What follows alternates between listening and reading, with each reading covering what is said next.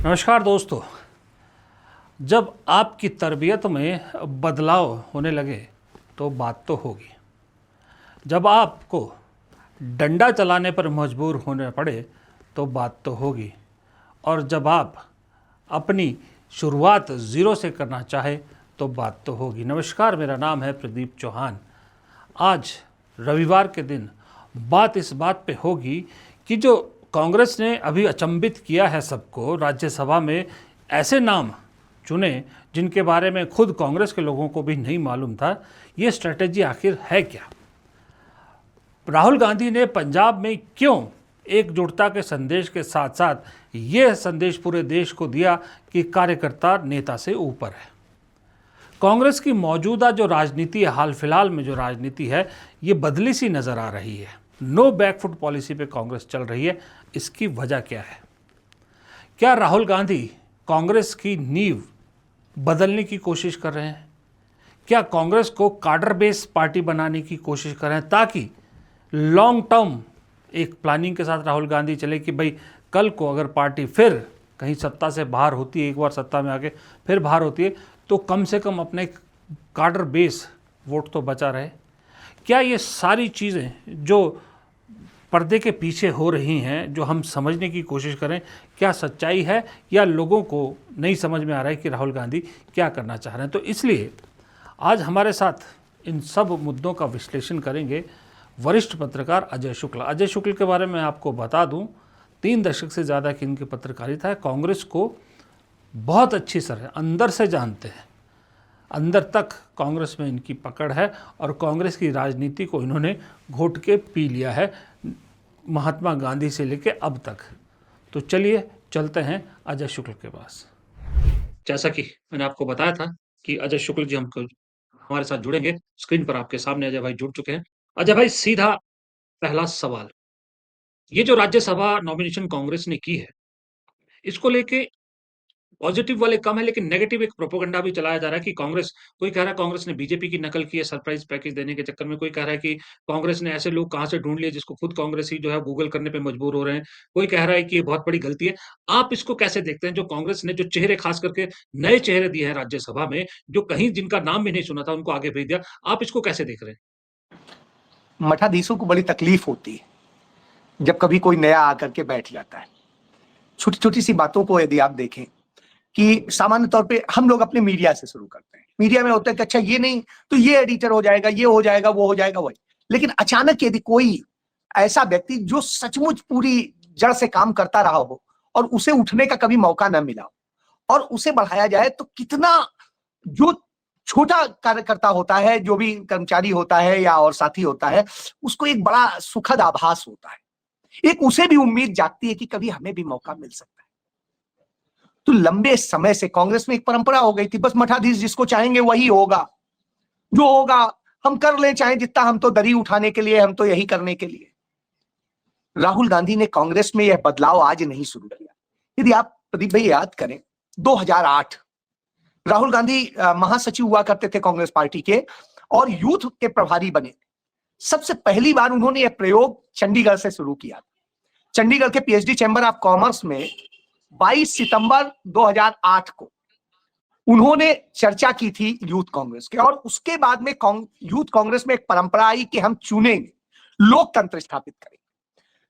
बड़ा बुरा लगा था तमाम सारे लोगों को, क्योंकि ऐसे क्या होता था, सीनियर कांग्रेस के लोग अपने ही लोग नॉमिनेट करवा लेते थे, किसी को भी रख लिया, क्या कर। तो अब क्या हुआ कि धीरे धीरे वो मौके मिलने लगे और वो लगातार बढ़ता रहा है। उससे कुछ अच्छे भी निकले, कुछ नहीं निकले, स्वाभाविक सी बात होती है, हर चीज तो बहुत टॉप होती नहीं।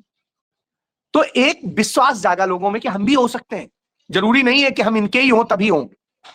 अब आप एक चीज सोचिए, हरियाणा से जिक्र करता हूं, जिस शख्स को हुड्डा साहब भी बहुत नहीं जानते थे, मतलब इतना तो जानते थे, सब परिचित थे, क्योंकि सेक्रेटरिएट में वो उसी डिपार्टमेंट से थे जो पूरी सेक्रेटरिएट में फैसिलिटेट करते हैं, पूरी उसकी व्यवस्था का जिम्मा उठाते थे। तो अब आप सोचिए, तो उस स्थिति में एक बड़ा कि अरे ये कौन है। लेकिन जब आप जाइएगा दलितों के बीच, हरियाणा में, तो पता चलेगा करमबीर यहां पर भी छोटी छोटी सभाएं करके कांग्रेस के लिए कर रहा था, करमबीर यहां पर भी कर रहा था, वो दलितों को बता रहा था कि नहीं बीजेपी गलत भ्रम फैला रही है। डॉक्टर अंबेडकर ने ये कहा था, ये लिखा है, ये डॉक्टर अंबेडकर ने अपनी किताब में खुद लिखा है, उन्होंने जिक्र किया है, संसद में ये कहा था, जो उस समय उन्होंने संविधान सभा में कहा था, वो सारी बातें कम से कम वो होती थी। मैं ये इसलिए बता पा रहा हूं क्योंकि मुझे याद है कई चीजों में उनको भी क्वेरीज होती थी और उनको लेकर के उन्होंने मुझसे भी कई बार बात की। जब राहुल गांधी का 2024 में पंचकुला में संविधान सम्मान सम्मेलन आयोजित किया गया, तो अनिल जयहिंद उस समय पूरा देख रहे थे, तो अनिल जयहिंद ने कहा कि कुछ ऐसे लोग जो कांग्रेस की विचारधारा से हों, अंबेडकर की विचारधारा से हों और वो चाहते हों कि हम करें इनके उत्थान के लिए काम, तो ऐसे लोग, तो मैंने उसमें इनका भी नाम सजेस्ट किया कि बड़े लंबे समय से थोड़े थोड़े काम कर रहे हैं जब से ये रिटायर हुए, तो यदि इनको ऑर्गेनाइज तरीके से काम करने का मौका मिलेगा तो मुझे लगता है फायदा होगा। और उन्होंने उनका यूज किया, बहुत अच्छा सम्मेलन हुआ। वहीं से अगला आदमी लग गया और जी जान से लगा रहा विधानसभा चुनाव तक। उसके बाद भी वो शांत नहीं बैठा, विधानसभा चुनाव में हार गए कुछ भी हो, लेकिन वो फिर भी अपने दलितों के बीच एक करता। अब आप एक बात बताइए, आप कहेंगे दलितों में बस सिर्फ मौलाना जी का परिवार या इनका परिवार या उनका, देखिए मैं ये नहीं कह रहा हूं कि जिन परिवारों ने एक योगदान दिया है उनको सम्मान मिलना चाहिए, लेकिन वही कब बने रहे दूसरे को कोई नहीं देंगे। तो साहब आपको हमने सीट दे दी, आप विधानसभा ले लो, आप लोकसभा ले लो, अब जो और बचा है, तो और जो लोग उस तरह से जमीनी मेहनत करके आपको जिताने में जो योगदान दे रहे हैं उनको भी तो होना चाहिए। तो इस तरह से करके, तो ऐसे लोग यदि लिए जाएंगे तो आदमी को लगेगा यार कल के दिन हमारा भी तो भाग्य खुल सकता है। यह सोच राहुल गांधी की है। इसीलिए अब ये कांग्रेस ये कहने की बजाय अब ये पुराने ढर्रे की नहीं, राहुल गांधी की कांग्रेस, राहुल गांधी ने एक और चीज सेट की, हम किसी को निकालेंगे नहीं, किसी को वो नहीं करेंगे। ठीक है, आप कर क्या रहे हो, बैठो जाके, यदि आप नहीं कर रहे हो तो आराम से बैठो, आराम से अपना लेक्चर दो, जो करना है करो, क्योंकि आपको हमने बहुत दे दिया, बदले में आपने क्या दिया इसकी समीक्षा आप खुद करो। अब हम उन लोगों को देंगे जो लगे हुए हैं। आप ही के यहां जिस लड़के को दिया गया वो लगभग 30 साल से 25-30 साल से जमीनी तौर पे लगा रहता है बेचारा, चाहे जो उससे बन पड़े, थोड़ा बन पड़े, बड़ा बन पड़े, जो बन पड़े बना रहता है। किसी से मांग रहा था क्या, कुछ कह रहा था क्या, जो उसे जिम्मेदारी दी जा रही थी निभा रहा था। यदि उसको मिलेगा तो आप बताइए कितने छोटे कार्यकर्ताओं का मनोबल बढ़ेगा। तो राहुल गांधी ने जो काम किया है वो इस सोच पर किया है कि कैसे हम उन कार्यकर्ताओं का मनोबल बढ़ाएं। राहुल गांधी बार बार बब्बर शेर कहते हैं, तो जब बब्बर शेर कहते हैं, और अभी उन्होंने हाल ही के दिनों में पंजाब में जब संबोधित किया तो अपने सारे नेताओं को भी ये ताकीद करते हुए ये बात कह दी, साफ साफ कह दी कि ये कार्यकर्ता है जो तुम्हारी ताकत। तो ये इस बात का संदेश है, इस बदलाव का संदेश है कि कांग्रेस जो भी नेता बनता है वो वास्तव में कार्यकर्ता बनाते हैं। तो उस कार्यकर्ता को भी तो कुछ ये उम्मीद रहनी चाहिए कि यदि हम अच्छा करेंगे, हम समर्पित रहेंगे, तो हमें पार्टी भी इनाम दे सकती है, अपनी तरफ से दे सकती है, बिना मांगे दे सकती है। मैं आपको बताऊं कि हिमाचल का तो आप खुद ही जानते हैं, करमबीर का तो मैं बता दूं उसने तो कहीं मांगा भी नहीं था। उसने विधानसभा में जरूर चाह रहा था कि मुलाना से टिकट मिल जाए, लेकिन मुलाना से टिकट किसी को दूसरे को दिया गया था। तो उसके बाद में करमबीर फिर भी चुपचाप समर्पित भाव से काम कर रहा था। तो उस चीज का यदि इनाम मिल रहा है तो ये तो अप्रिशिएट करना चाहिए। फिर दूसरी चीज राहुल गांधी ने एक और की कि जातीय समीकरण को भी बांधने की कोशिश की कि दलित को भी मिल जाए, पिछड़े को भी मिल जाए, आदिवासी को भी। तो वो है, और जो कांग्रेस के लिए समर्पित, जो आपके यहां हार गए थे, वो अभिषेक मनु सिंघवी जो लीगल सारे मामलों को संभालते हैं और किस तरह से कांग्रेस पे लगातार लीगल तमाम कॉम्प्लिकेशंस आ रहे हैं, ऐसे में वो भूमिका अदा कर रहे हैं, तो उनको रिपीट करना भी जरूरी था, वो भी किया गया। तो अब आप बताइए, जैसे आप क्या हैं आनंद शर्मा, मैं किसी की बुराई नहीं कर रहा, लेकिन वास्तव में उन्होंने सब कुछ पाया, उन्होंने क्या दिया कांग्रेस को। जब आप इसकी समीक्षा करेंगे तो इसकी वो खुद समीक्षा करें। हरियाणा में विनोद शर्मा के परिवार में आज यदि खाने को रोटी भी है तो कांग्रेस की दी होगी। अथाह धन उन्होंने किया, सब कुछ पाने के बाद उन्होंने कांग्रेस को क्या दिया, धोखा। कांग्रेस के कैंडिडेट को हरवाकर अपने बेटे को बनाने के लिए खरीद फरोख्त से लेके सब कुछ किया, बीजेपी के साथ मिलकर सारे काम किए। अब आप बताइए, आपके जन्म के पहले से कांग्रेस का ही आपके उनके पिताजी केदारनाथ जी से लेके सब आ रहे हैं। जब सब कुछ आप उनका, आज आप उन्हीं को धोखा दे रहे, तो ऐसे लोगों का लेके क्या करेंगे? तो वो चाहिए है जो इस विषम परिस्थिति में भी खड़े। तो देखिए जी तो अजय भाई, जी एक चीज बताइए, आपने जैसे बीच में जातीय उसकी समीकरण की बात की, तो मैं दर्शकों को बता दूं कि हिमाचल में इस एक सीट के जरिए पार्टी ने एक जातीय समीकरण कैसा बनाया। ठाकुर राजपूत मुख्यमंत्री, एक दलित प्रदेश अध्यक्ष और राज्यसभा में भेजा एक ब्राह्मण को। तो एक ये समीकरण कांग्रेस ने इस एक सीट के जरिए वो भी एक साधा है। मैं ये सवाल पूछना चाह रहा था आपने, जैसे आपने कहा कि कार्यकर्ताओं को नेता से ऊपर राहुल गांधी कर रहे हैं और कार्यकर्ताओं में एक विश्वास जगा रहे हैं। ऐसा लग रहा है कि जो कांग्रेस बदल रही है, राहुल गांधी की कांग्रेस बन रही है, कहीं राहुल गांधी एक कैडर बनाने की कोशिश करें कि कांग्रेस को भी एक कैडर बेस्ड पार्टी की तरह खड़ा करने की कोशिश कर रहे हैं। निश्चित रूप से मैं समझता हूं आपने बहुत सही नब्ज पकड़ी है। सच्चाई यही है कि कांग्रेस का कोई कार्डर बेस्ड तो वोट है नहीं, किसी जात का नहीं है, किसी धर्म का नहीं है, किसी का नहीं, सर्वधर्म समभाव का है। तो राहुल गांधी दो चीजें चाहते हैं। एक, युवाओं को भविष्य दिखाई दे कांग्रेस में, तो युवाओं को संदेश जाना चाहिए। अनुभव को भी ये दिखाई दे कि यदि हम समर्पित भाव से लगे रहेंगे तो हमें भी मौका मिलेगा। इसके बाद में दलित समुदाय को और आदिवासी समुदाय को, पिछड़े को भी ये लगे कि कांग्रेस अगड़ों की पार्टी नहीं है, कांग्रेस हमारी पार्टी है। और ब्राह्मण भी ये ना कहे, क्षत्रिय भी ये ना कहे, राजपूत ना कहे कि हमें इग्नोर किया जा रहा है। तो अब आप देखिए, सबको मौका देने की कोशिश की जा रही। तो ये जो एक समीकरण बनाने की कोशिश की गई, देखिए अब आप कहें 100% फॉलो हो जाएगा तो वो तो नहीं हो सकता है, क्योंकि राजनीतिक उसमें और कोई नहीं कर सकता है, खांचे में नहीं फिट किया जाए, लेकिन कोशिश की जा सकती है एक सच्ची। तो मुझे लगता है उस दिशा में राहुल गांधी बढ़ रहे हैं। और आप अभी देखिएगा जो केरल में जिस तरीके से राहुल गांधी वहां प्रयोग कर रहे हैं, वो अपने आप में यूनिक होगा। लोगों को बहुत सारी चीजें नहीं समझ में आती, क्योंकि लगता है अभी हमें फौरी हम देख रहे होते हैं, लेकिन ये लड़ाई बड़ी लंबी है, क्योंकि राहुल गांधी को उससे बाहर नहीं लड़ना है, बीजेपी से नहीं लड़ना है, अपनी पार्टी के अंदर ज्यादा बड़ी लड़ाई है।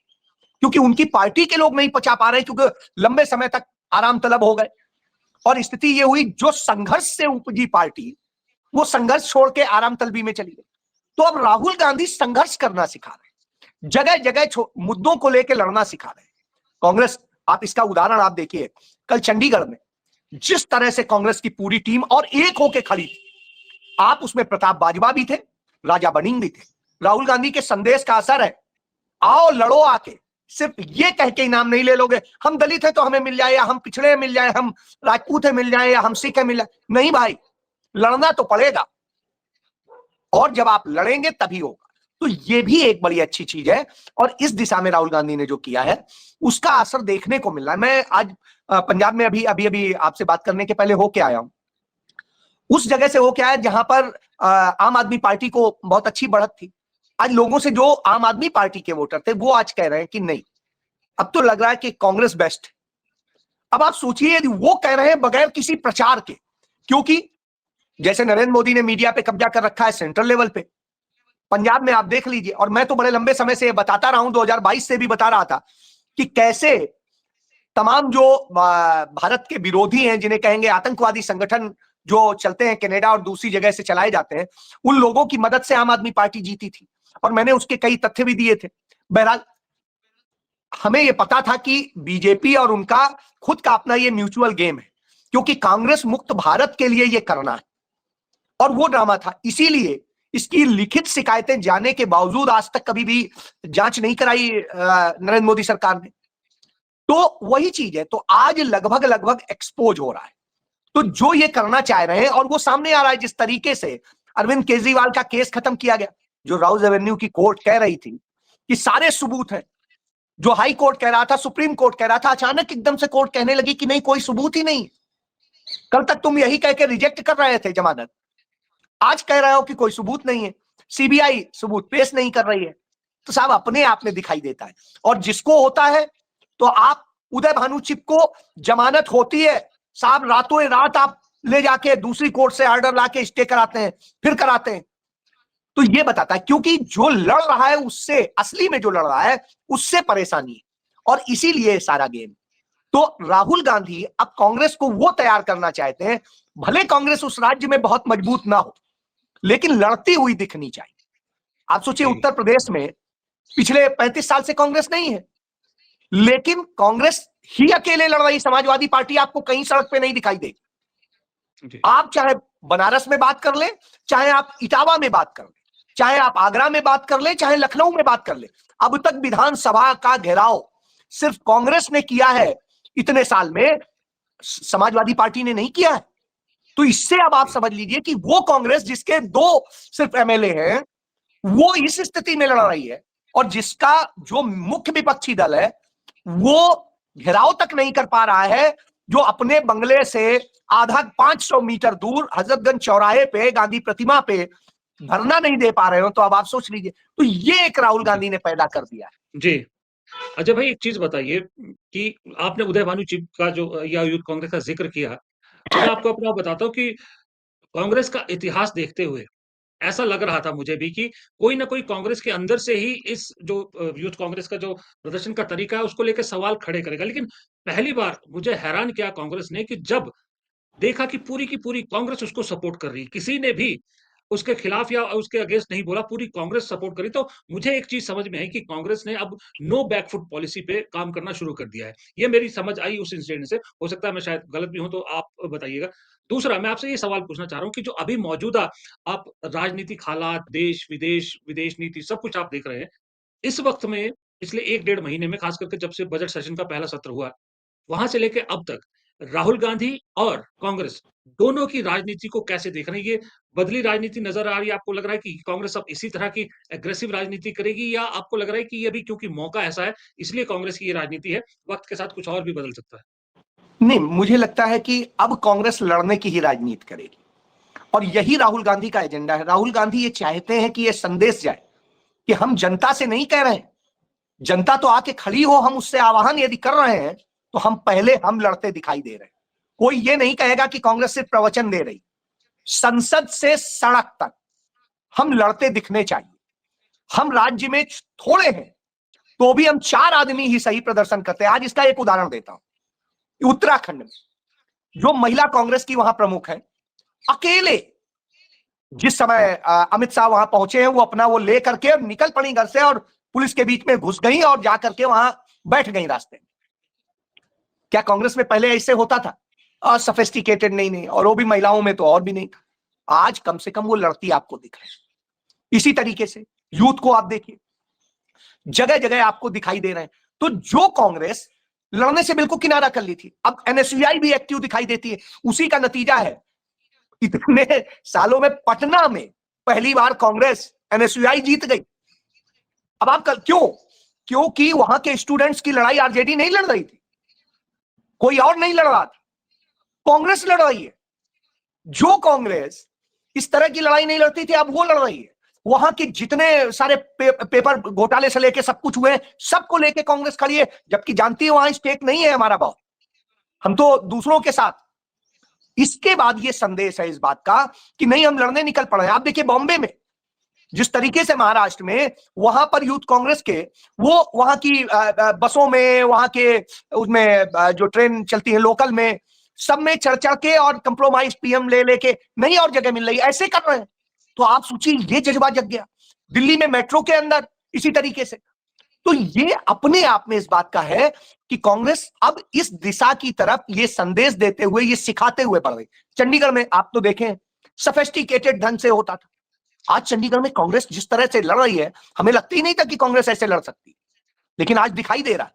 और आज वो जेल जाने से नहीं डर रहे हैं। एक समय हम डरते थे क्या होगा, क्योंकि अब कांग्रेस ने इसके लिए भी कमर कस ली कि हमारे कार्यकर्ता जाएंगे तो जो बात आपने कही कि पीछे नहीं हटेंगे।